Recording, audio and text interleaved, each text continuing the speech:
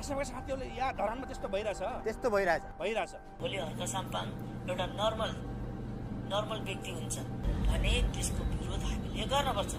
हामी राजसभा जन्मेको त्यतिको लागि हो। र अर्को कुरा, सत्य भाइ, विशेष गरेर सत्य भाइ, तपाईँ किन मौन हुनुहुन्छ मैले बुझेको छैन। मेयर हर्कले पार्किङ शुल्क असुल्दा तपाईँले बोल्नु भएको छैन। आफ्नो स्ट्याटस आफ्नो वालमा यसको विरोध गर्नुभएको छैन, किन भन्नुभएको छ? सत्यजी तपाईँ वालमा सेयर किन नगर्ने? मैले भने जब हर्क साम्पाङको खेद्दो खनेर 1 रुपियाँ पनि भ्रष्टाचार नगरेको भेटेपछि अब के गर्ने दिनरात टाउको समात्यो, कसरी के गर्ने भनेपछि लास्टमा ओहो एउटा 10 रुपियाँको कान मच्यो, यो पनि सल्लाह नगरौँ, सिधै हान्दियो, साइन सिग्नेचर क्याम्पेन हान्दियो, झुकाएर हान्दियो। अडियोमा बोल्ने केही साथीहरू, प्रदेश कमिटीका साथीहरूको के चाहिँ रहेछ भने मुख्य प्लान चाहिँ कसरी हुन्छ हर्क साम्पाङलाई चाहिँ यो कुर्सी मेयरको कुर्सीबाट हटाउने र आफै बस्ने। जुन मेयर हर्क साम्पाङलाई होइन, उहाँ नर्मल मान्छे हो, उहाँलाई चाहिँ सिद्ध्याउनै पर्छ भन्ने हालको त्यहाँनिर कुराकानी छलफल हुँदै थियो राजसभाको, त्यो यथार्थ हो?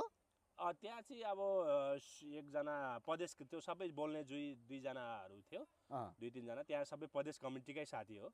र एकजनाले चाहिँ पुरुष साथीले चाहिँ होइन जसरी पनि हामी यो गरौँ, अन्य दलहरूले पनि गर्नु लागेछ, अरू दलले गऱ्यो भने हामीले चान्स पाउँदैन, एउटा बल्ल एउटा मौका पाएको छ, यसमा आवाज उठाइहाल्नु, हर्क साम्पाङलाई सघाउनु पर्छ भन्ने जस्तो थियो। र केही अरू साथीहरूले चाहिँ होइन हर्क साम्पाङलाई चाहिँ अब कहिले पनि यसलाई सघाउनु सकिँदैन, यसलाई अब नर्मल मान्छेमा झारिदिनुपर्छ, पहिले जस्तै टेम्पू जस्तो हिँड्नुपर्छ के भने त्यस्तै खालका कुराहरू हुन्थ्यो। तर मैले त्यस्तै खासै वास्ता गरेको थिएन।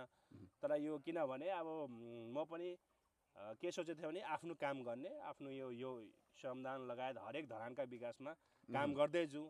अब यस्ता कुरामा वास्ता नगरिकन यो विरोधको राजनीति गर्नु हुँदैन। अब यो विरोध उहाँले अरूलाई सघाउनु भनेको सत्ताको लागि मात्रै हो, त्यो आफै चाहिँ के गरौँ भन्ने चाहिँ थिएन उहाँहरूको। जस्तै तपाईँ होइन भर्खरै मात्र तपाईँले घन्टीलाई छोडी नै सक्नुभएको छ, छोड्नुको कारणहरू चाहिँ के थियो सत्य सर?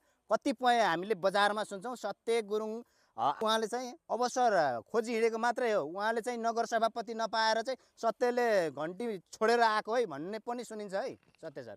यो चाहिँ अब यस्तो हो, जसरी त्यो अडियोमा जसरी भनेको थिएँ कि सघाउनु पर्छ, सघाएर हामी आउँदैन, यी भनेपछि यिनीहरूको कस्तो मानसिकता रहेछ भने जसले जतिसुकै राम्रो काम गरोस् तर उसको साथ नदिने।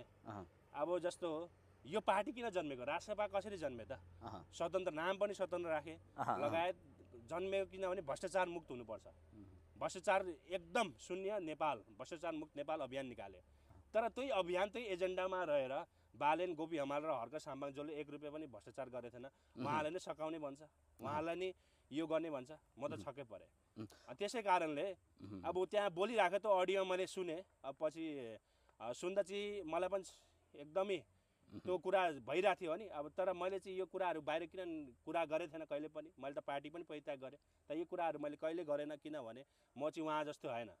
उहाँहरू जस्तै अब जहिले पनि विरोध गर्ने चाहिँ मैले सोचेन। मैले के सोचेँ भने आफ्नो समय जति समय छ धरानको विकासको लागि श्रमदान होस् कि हरेक यस्तो खालको अभियानमा साथ दिउँ, आवाज उठाउँ, जनताहरूसँग कुराकानी गरौँ, उहाँहरूको समस्या बुझौँ।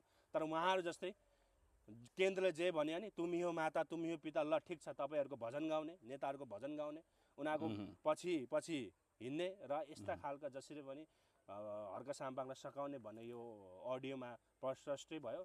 दुःख लागेछ मलाई भनौँ न।